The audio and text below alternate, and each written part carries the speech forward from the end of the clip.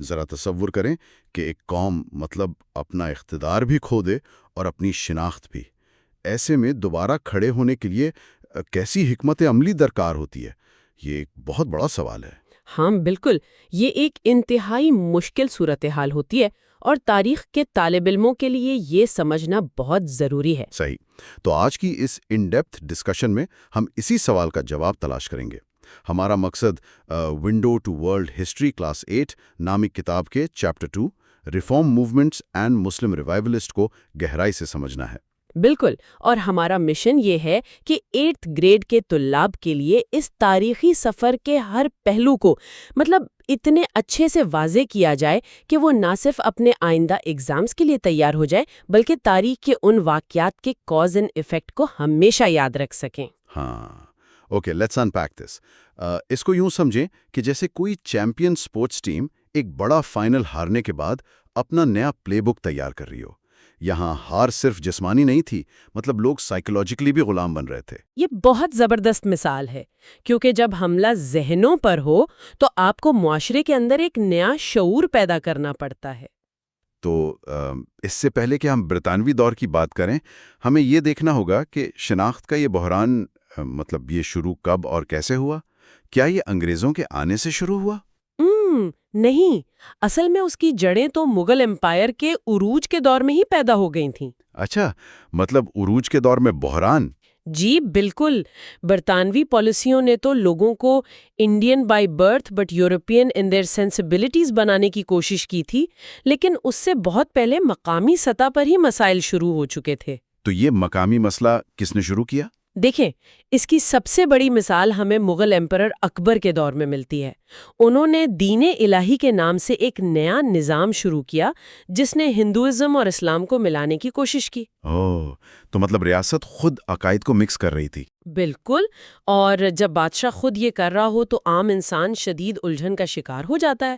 اسی جواب میں ایک بہت اہم شخصیت کا ظہور ہوا جنہیں ہم مجدد الفسانی کہتے ہیں۔ اچھا، جن کا اصل نام شیخ احمد سرہندی تھا، ہے نا؟ ہاں جی بالکل، جو 1564 سے 1624 CE کے درمیان حیات رہے، اور یہ بھی کہا جاتا ہے کہ وہ دوسرے خلیفہ حضرت عمر ابن الخطاب کی اولاد میں سے تھے۔ زبردست۔ تو انہوں نے اس دین الہی کے خلاف کیا کیا؟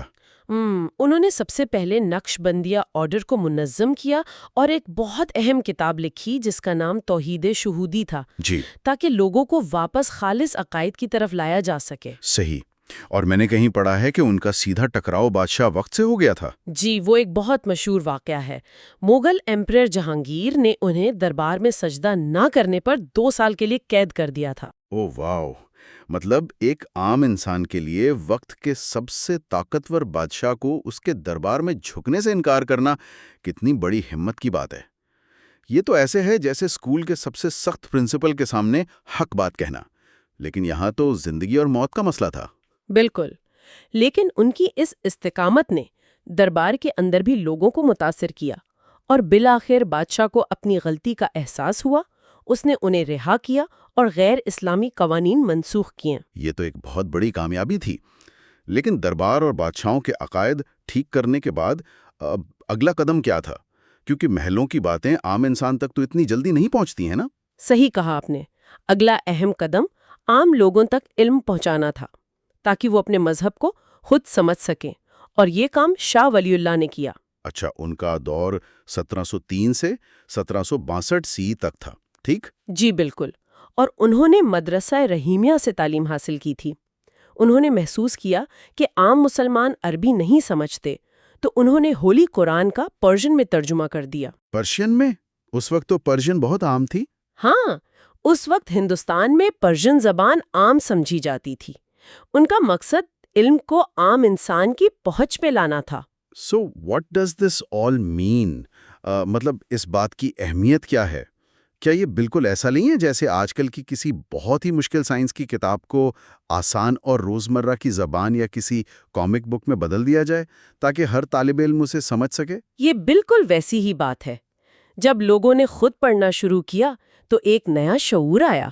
لیکن دیکھیں نا، علم اور ترجمے سے شعور تو آ گیا، لیکن جلد ہی انہیں اپنی بقا اور شناخت بچانے کے لیے عملی جدوجہد کی بھی ضرورت محسوس ہوئی۔ یعنی بات کتابوں سے نکل کر میدان میں آ گئی۔ ہاں، اور یہاں ذکر آتا ہے سید احمد شاہ بریلوی کا، جو 1823 میں عرب سے واپس آئے۔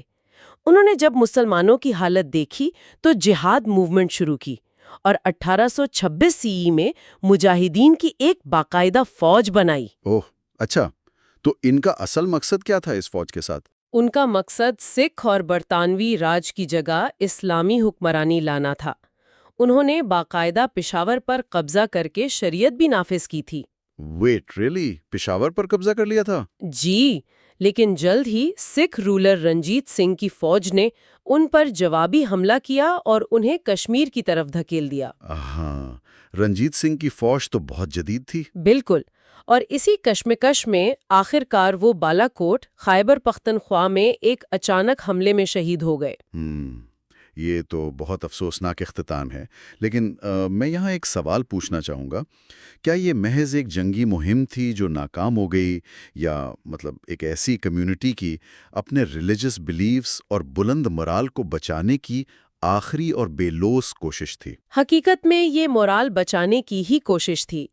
وہ ہار ضرور گئے، لیکن انہوں نے ایک جذبہ پیدا کر دیا۔ صحیح، لیکن اس کے بعد جو ہوا، ان تمام جسمانی اور عسکری کوششوں کا اختتام تو ایک بہت بڑی ناکامی پر ہوا، جس نے کمیونٹی کو تاریخ کے تاریخ ترین دور میں دھکیل دیا۔ بالکل، اور وہ تاریخ ترین دور تھا وار آف انڈیپینڈنس 1857 کے بعد کا وقت۔ ہاں، جب برطانوی حکومت نے سارا ملبہ مسلمانوں پر ڈال دیا تھا، ہے نا؟ جی، مسلمانوں کی سرکاری نوکریاں ختم ہو گئیں، اور ایسٹ انڈیا کمپنی کی پالیسیوں کی وجہ سے انہوں نے جدید تعلیم سے مکمل دوری اختیار کر لی، جبکہ ہندو کمیونٹی نے بڑی تیزی سے ویسٹرن ایجوکیشن اپنا لی۔ تو مطلب مسلمان بالکل پیچھے رہ گئے۔ اور یہاں here's where it gets really interesting۔ یہاں سر سید احمد خان کی انٹری ہوتی ہے اور وہ علی گڑھ موومنٹ کی بنیاد رکھتے ہیں۔ بالکل، سر سید نے بھانپ لیا تھا کہ اب حالات بدل چکے ہیں۔ ہاں، انہوں نے سمجھ لیا تھا کہ اب میدان جنگ تلواروں کا نہیں بلکہ قلم اور ڈگریوں کا ہے۔ یہ بالکل ایسا ہے جیسے کوئی پرانے دور کی ایکشن گیم کھیل رہا ہو اور اچانک گیم کے رولز بدل کر اسے ایک ماڈرن اسٹریٹجی گیم بنا دیا جائے۔ کیا کمال مثال دی آپ نے۔ اور سر سید کی اس تعلیمی تحریک کی ٹائم لائن بہت اہم ہے۔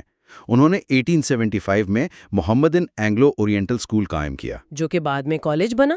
ہاں، ٹھیک 2 سال بعد 1877 میں وہ علی گڑھ کالج بن گیا، اور پھر طویل سفر طے کر کے 1920 میں علی گڑھ یونیورسٹی کا درجہ حاصل کر گیا۔ واو، مطلب ایک چھوٹے سے اسکول سے لے کر یونیورسٹی تک کا سفر۔ اور میرا خیال ہے انہوں نے 1886 میں محمدن ایجوکیشنل کانفرنس بھی بنائی تھی۔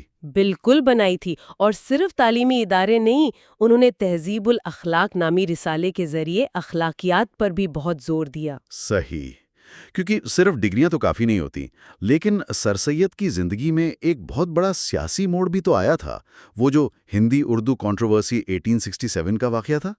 وہ تو ایک ٹرننگ پوائنٹ تھا۔ اس تنازع نے انہیں اردو کے تحفظ اور مسلمانوں کے لیے جدید تعلیم پر مزید مجبور کر دیا۔ انہیں احساس ہوا کہ اب مفادات ایک نہیں رہے۔ تو اسی لیے انہوں نے انگلینڈ میں ہونے والے سول سروس ایگزامینیشنز کی ناانصافی پر بھی آواز اٹھائی کہ مطلب امتحانات صرف وہیں کیوں ہو رہے ہیں۔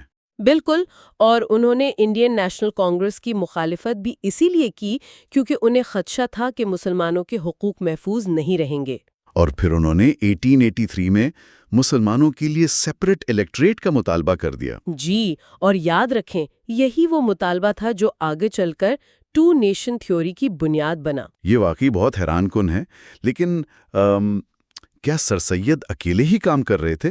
میرا مطلب ہے اسی دور میں مختلف تعلیمی نظریات بھی تو سامنے آ رہے تھے نا؟ ہاں بالکل، سر سید اکیلے نہیں تھے، دیگر تعلیمی ادارے بھی بن رہے تھے۔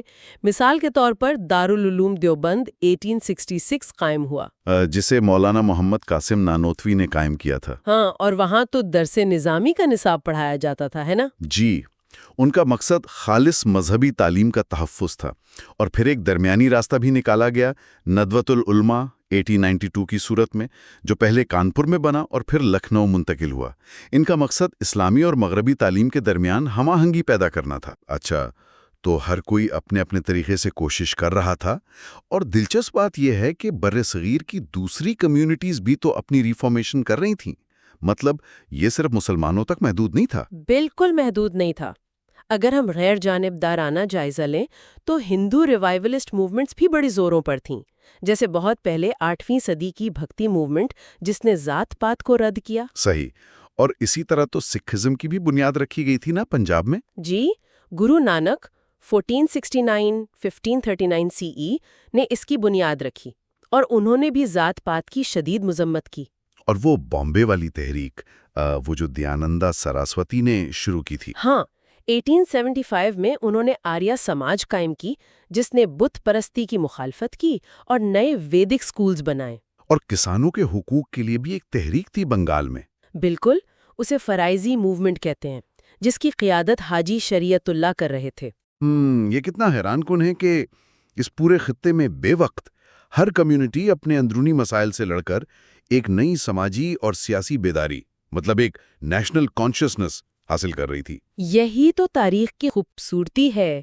اگر ہم اس پورے چیپٹر کا نچوڑ نکالیں تو یہ ایک مکمل کڑی ہے، مجدد الفسانی کے دربار میں انکار سے لے کر شاہ ولی اللہ کے ترجمے، پھر سید احمد شہید بریلوی کی قربانیوں، اور آخر میں سر سید احمد خان اور علی گڑھ موومنٹ کے ذریعے ایک آزاد ملک کا خواب دیکھنے تک۔ بالکل، یہ سب صرف کتاب کے پرانے صفحات نہیں ہیں، یہ اس بات کا ثبوت ہے کہ جب کوئی قوم یا طالب علم فیصلہ کر لے کہ اسے حالات سے ہار نہیں ماننی، تو وہ علم اور لگن سے اپنی تقدیر بدل سکتا ہے۔ صحیح بات ہے، اور یہی ریفارمرز کا اصل کمال تھا کہ انہوں نے کبھی ہار نہیں مانی اور وقت کے حساب سے اپنا طریقہ کار بدلا۔